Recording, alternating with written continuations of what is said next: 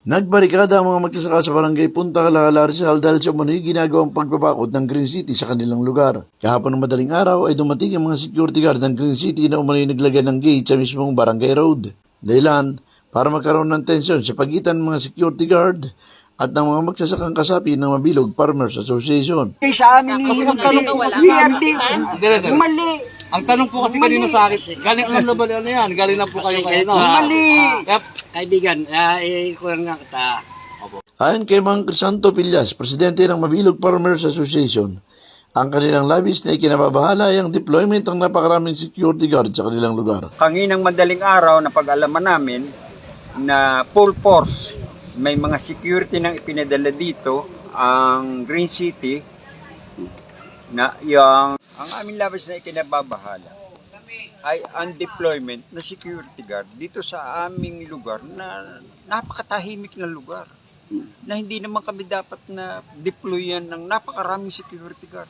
Kinwestiyon din nila ang basta na lamang pag-iisyu ng fencing permit ni Alahala Mayor Elmer Pillas na umano'y walang konsultasyon at hindi rin umano tumalima ang Green City sa desisyon ng Korte Suprema. Yung pag-issue ng aming municipal mayor ng fencing permit at yung pagbibigay ng aming punong barangay ng clearance regarding the fencing permit na inaplayan ng Green City.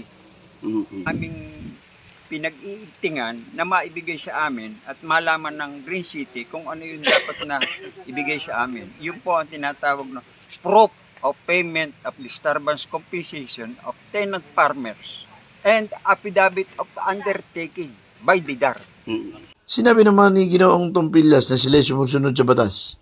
Subalit ang Green City sa hindi sumusunod sa Supreme Court decision. Kami ho, sumusunod sa batas. Siya sabi nila, mayroon Supreme Court decision. Supreme Court decision na yun, hindi naman ma-implement ng tama at medyo iniiwasan ng Green City. At maraming bagay sa Supreme Court decision na hindi natutupad. So yun po, kailangan namin rito, yung PNE 27 hindi natupad. Yung CARP hindi natupad.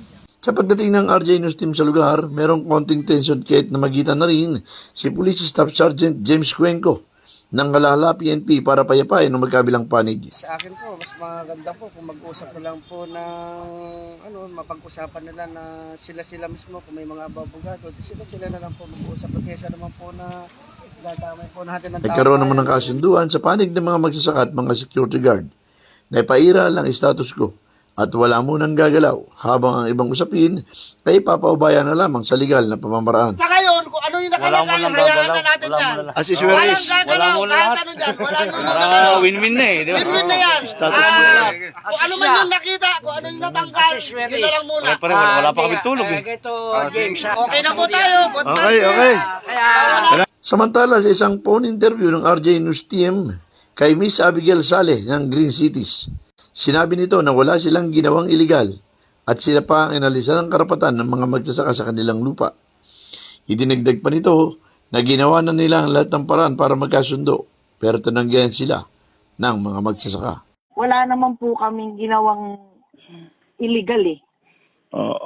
Wala po kaming sinagasaang bakod or property. Sila po nga eh. Sila nga po yung inilabas kami sa property namin mismo. Nagkawayan sila dyan, nag-ano sila dyan. Binantaan nila lahat ng tao namin. Yung human consideration po, pinalampas na nila ilang beses eh. Tapos, ganito po ginagawa nila sa amin hanggang ngayon. Kalinsabay nito nanawagan din si Mr. Tompillas. Napakialaman na sila ng Pangulo sa kanilang kinakarap na problema. panawagan ko, sana'y makarating sa ating Pangulo na yung land reform, ang remedyo rito, dekreto po lamang ng Pangulo, pwedeng mabago ang lahat. Ako naman si Felix Tambong, nag-uulat para sa DCRJ 810, ang Radyo Bandido TV. President Bongbong!